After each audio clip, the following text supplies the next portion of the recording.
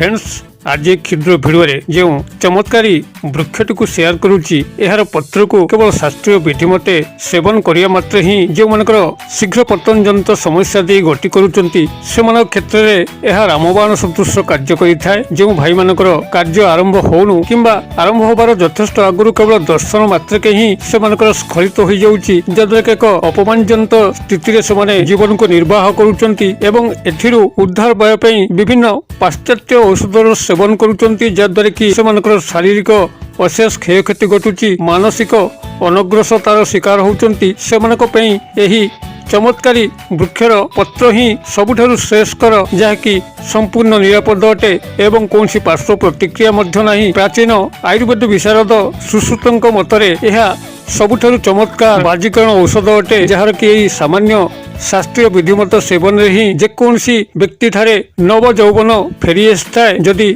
कौन वृद्ध व्यक्ति को मध्य एही वृक्षर पत्र को दि जाए तेबे ताठी युवकर मध्य शक्ति फेरी आए। तेबे एही चमत्कारी वृक्षर पत्रटी को आपण माने किभली संग्रह करिवे केउ सामान्य शास्त्रीय विधि मते सेवन करिवे जानिया पई वीडियो शेष पर्यंत देखंतु। चैनल को प्रथम बार आस्तिले एही भली कंटेंट रुचि रहउतिले चैनल कड़े थिबा लाल कलर सब्सक्राइब बटन क्लिक करी बेल आइकन क्लिक करी एवं ऑल नोटिफिकेशन पर क्लिक करी चैनल को सब्सक्राइब कर नियंतु जेभली कि आमे जेतल मध्य आपण मानक सेवारे एही भली स्वास्थ्य भित्तिक किंबा तंत्रोक्त परामर्श भित्तिक वीडियो गुडी को अपलोड करिवु ता सर्वप्रथम नोटिफिकेशन आपण पाखरे पहुंचीबो एवं से सब को आपण माने सर्वज्ञ देखिकरी किछि ज्ञान आहरण करि परिबे। तबे फ्रेंड्स एबे नजर पकेबा ई शक्तिशाली वृक्ष जहार पत्रर एई सामान्य विधिमत सेवन रे ही आपनकर शीघ्र पतन जनित समस्या चिरदिन पे मुक्ति पाइबे। जदि आपनकर कोनसी ना कोनसी कारणरू आपनकर शारीरिक त्रुटि बाबद होइथाउ किंबा आनुवंशिक कारणरू होइथाउ जदि आपनकर निजर कृत कर्म पई एभली घोर दुर्दशार सम्मुखीन होउचंती निज स्त्री को संतुष्ट करिबा तो दूर कथा स्त्रीर दर्शन कथन मात्र के ही आपनकर स्खलित हो जाउची एक अपमान जनित स्थिति रे आपण माने कारबार होउचंती एवं एथिरु रक्षा पाया पई आपण विभिन्न प्रकार पाश्चात्य औषधर सेवन करुचंती जहाँकि पार्श्व प्रतिक्रिया हेतु विभिन्न प्रकार शारीरिक विलक्षण प्रकाश पाउची। मुंड बिंधा शारीरिक कमजोरी प्रत्येक कार्य थकापण एवं मानसिक विषन्नता एई पाश्चात्य औषध सेवन ही सृष्टि होता है जहाँकि शरीर पक्षरे एक विषतुल्य अटे। यही समस्या को दृष्टि रखिक आज भिडियो प्रस्तुति यही चमत्कार वृक्षर पत्र को ही यही सामान्य विधि मत केवल सेवन कले आपनकर शीघ्र पतन जनित समस्त समस्यार समूले विनाश घटी थाए एवं आपनकर धातु पृष्ठ होइकरी आपण सेही क्षेत्र में प्रबल बलशाली होई उठितांती एवं तांको संतुष्ट करिया पई आपनको आउ कोनसी द्वितीय पंथार आवश्यक मध्य पड़ी न थाए। तेबे एही वृक्षर पत्र को आपण माने किभली केउ शास्त्रीय विधि मते संग्रह करिवे केउ मते सेवन कले चमत्कार फल मिलिबो वीडियो को ध्यान सहकारे शेष पर्यंत देखंतु। तेबे एही चमत्कार वृक्षटी होउची आपनकर बबुल गछ जहाँकि आपनकर प्रायतः सर्वत्र देखिबा पे मिले। बबुल एक कंटा जातीय गछ आपनकर तंत्रोक्त वशीकरण क्षेत्र हो सम्मन हो उच्चाटन हो एवं मारण प्रयोग हो एही बबुल गछ को चमत्कार ढंग से आपनकर तंत्रोक्त क्षेत्र में व्यवहार करा जाए एवं यार आयुर्वेदिक औषध गुण मध्य अनुरूप अटे।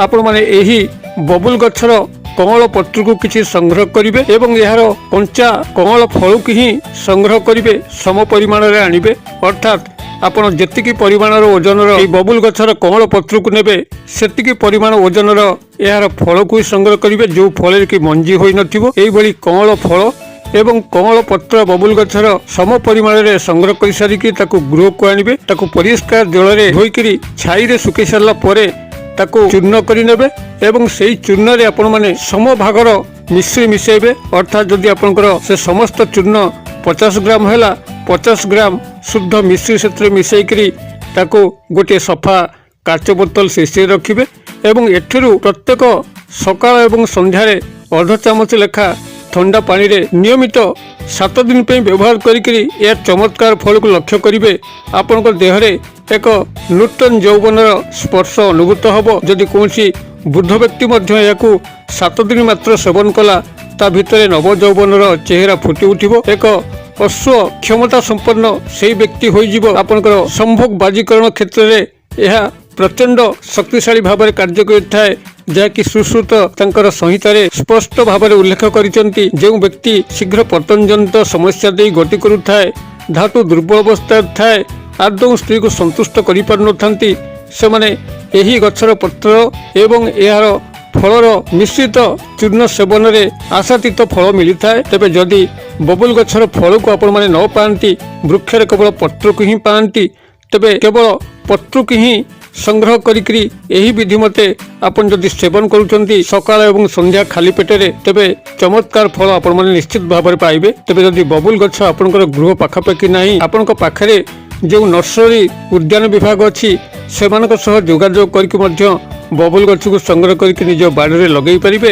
ଏବଂ ଗଛଟି ବଡ଼ ହୋଇଗଲା ପରେ ତାହାର ପତ୍ରକୁ ଏହି ବିଧି ମତେ ବ୍ୟବହାର କରିକି ଆପଣଙ୍କର ଏ ସମସ୍ତ ଶୀଘ୍ର ପତନଜନିତ ସମସ୍ୟାରୁ ସମ୍ପୂର୍ଣ୍ଣ ଭାବରେ ମୁକ୍ତି ପାଇପାରିବେ। ତେବେ ଯେଉଁମାନଙ୍କର ପାଖରେ ନର୍ସରୀ ଉଦ୍ୟାନ ବିଭାଗ ମଧ୍ୟ ନାହିଁ ଏବଂ ବବୁଲ ଗଛକୁ ପ୍ରାପ୍ତ କରିବା ପାଇଁ ଅସମର୍ଥ, ସେମାନଙ୍କ ପାଇଁ ଏକ ବିକଳ୍ପ ବ୍ୟବସ୍ଥା ଏଇଠି ମୁଁ କ୍ଷୁଦ୍ର ଭିଡ଼ିଓରେ ସେୟାର କରୁଛି।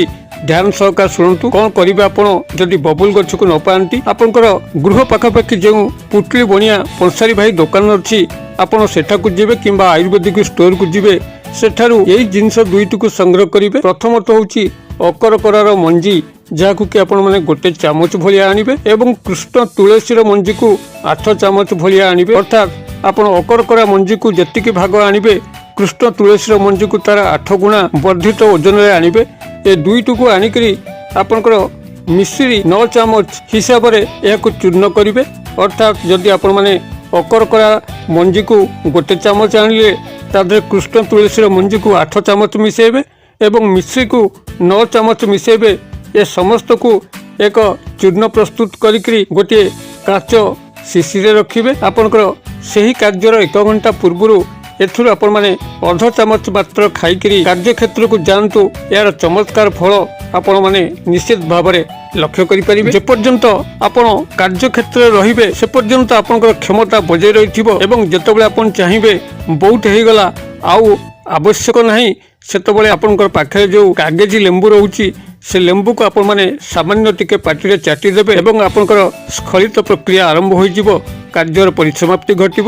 ଯେପର୍ଯ୍ୟନ୍ତ ଲେମ୍ବୁ ଆପଣମାନେ ନ ଚାଟିଛନ୍ତି ସେ ପର୍ଯ୍ୟନ୍ତ ଆପଣମାନେ ଅଶ୍ଵ କ୍ଷମତା ବିଶିଷ୍ଟ ହୋଇକି ରହିଥିବେ, ସେହି କାର୍ଯ୍ୟରେ ସମ୍ପୂର୍ଣ୍ଣ ପାରଙ୍ଗମ ବଜେଇକି ରଖିଥିବେ। ତେବେ ଏଇଭଳି ଭାବରେ ଯଦି ବବୁଲ ଗଛର ପତ୍ରକୁ ଆପଣମାନେ ନ ପାଆନ୍ତି, ତେବେ ଏହି ସୂକ୍ଷ୍ମ ଉପାୟରେ ମଧ୍ୟ ଆପଣମାନେ ଶୀଘ୍ର ପତନଜନିତ ସମସ୍ୟାର ସମ୍ପୂର୍ଣ୍ଣ ନିରାକରଣ କରିପାରିବେ। ଏହା ଆପଣଙ୍କର ଯାହା ସେୟାର କଲି ପାଖରେ ଥିବା ଆୟୁର୍ବେଦିକ ଷ୍ଟୋର ହଉ କିମ୍ବା ପୁଟଲି ବଣିଆ ପନ୍ସାରୀ ଭାଇ ଦୋକାନ ହଉ, ଆପଣମାନେ ସହଜରେ ଅତ୍ୟନ୍ତ କମ୍ ମୂଲ୍ୟରେ ପାଇପାରିବେ। ତେବେ ଏ ସମସ୍ୟା ଦେଇ ଯେଉଁ ଭାଇମାନେ ଗତି କରୁଛନ୍ତି ସେମାନେ ରାଗ ମସଲା କଞ୍ଚା ଲଙ୍କା ମରିଚକୁ ଟିକେ ଆଭଏଡ୍ କରିବେ, ଅତ୍ୟନ୍ତ ଆମିଷ ଭୋଜନ କରିବେ ନାହିଁ ଏବଂ ସବୁବେଳେ ଏ ପ୍ରକାର ଚିନ୍ତାଧାରା ଟିକେ ନିବୃତ୍ତ ରହିକରି ଆଧ୍ୟାତ୍ମ ଦିଗରେ ବ୍ରତୀ ହେଲେ ଏ ସମସ୍ୟା ଖୁବ୍ ଶୀଘ୍ର ସମାଧିତ ହେବ ଏବଂ ପାଶ୍ଚାତ୍ୟ ଔଷଧର ସେବନର ଯେଉଁ କୁପରିଣାମ ତାକୁ ସେବନ କରିକି ନିଜ ଜୀବନକୁ ସେମାନେ ଆଉ ନଷ୍ଟ କରିବେ ନାହିଁ। ମୁଁ ଆଶା କରେ ଯଦି ଭିଡ଼ିଓଟି ଆପଣଙ୍କୁ ଭଲ ଲାଗୁଥିବ ତେବେ ଏହାକୁ ନିଶ୍ଚିତ ଭାବରେ ଗୋଟେ ଲାଇକ୍ କରିବେ, ସାଙ୍ଗସାଥି ମହଲରେ ଯଥେଷ୍ଟ ମାତ୍ରାରେ ସେୟାର କରିବେ। ଯେହେତୁ ଏହି ରୋଗଟି ଗୁପ୍ତ ଭାବରେ ରହିକରି ପ୍ରାୟ ସମସ୍ତ ଯୁବ ଭାଇମାନଙ୍କୁ ନିଜ ଭିତରେ ଅପମାନିତ କରୁଛି, ଦହିତ କରୁଛି ଏବଂ ଏଥିପାଇଁ ସେମାନେ ଲଜ୍ଜା ସଂକୋଚ ବଶତଃ କାହା ଆଗରେ କହି ମଧ୍ୟ ପାରୁନାହାନ୍ତି। ଯଦି ଆପଣଙ୍କର ସେୟାର ଫଳରେ ସେହି ଯୁବ ଭାଇଙ୍କର କୌଣସି ନା କୌଣସି ଉପକାର ଘଟି ପାରିଲା, ତେବେ ଈଶ୍ୱରଙ୍କର ଅଶେଷ କଲ୍ୟାଣ ଆପଣଙ୍କୁ ପ୍ରାପ୍ତ ହେବା ପାଇଁ ଲାଗିବ। ଭିଡ଼ିଓର କ୍ଷୁଦ୍ର ପରିସର ମଧ୍ୟରୁ ମୋତେ ଆଜି ବିଦାୟ ଦିଅନ୍ତୁ। ପୁଣି ଆପଣମାନଙ୍କ ସହ ଦେଖା ହେବ ଆଉ ଏଇଭଳି ଏକ ଶିକ୍ଷଣୀୟ ଭିଡ଼ିଓରେ। ସେ ପର୍ଯ୍ୟନ୍ତ ଦର୍ଶକ ବନ୍ଧୁ ଆପଣମାନେ ସମସ୍ତେ ମଙ୍ଗଳମୟଙ୍କ କୃପାରୁ ଭଲରେ ଥାନ୍ତୁ। ରହୁଛି।